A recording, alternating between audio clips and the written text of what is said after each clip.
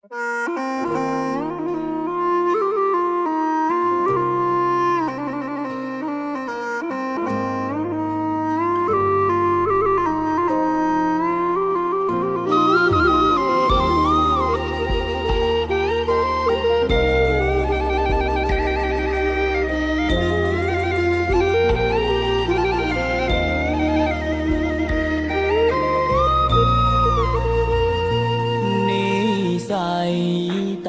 ិតជាមានមែ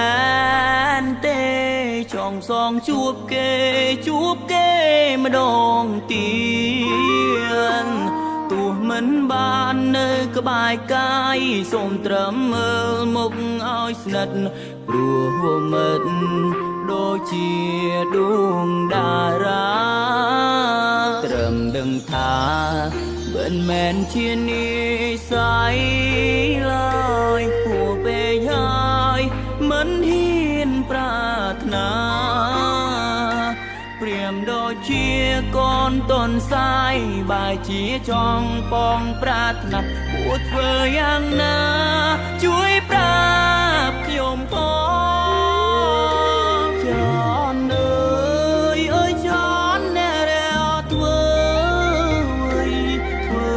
ឲ្យខ្ញុំនឹកគេណាម្នាក់នោះខ្ញុំជួបប្រតែគេស្អាតណាស់ដូចដួងតារាចានអើយចានមន់ទីបខ្លួនមកសូមច្រកក្នុងបេះដូងបានទេបើសិនបានថ្នាក់ធ្នមថែមិនលំបាកទេធ្នមថែលោកស្រី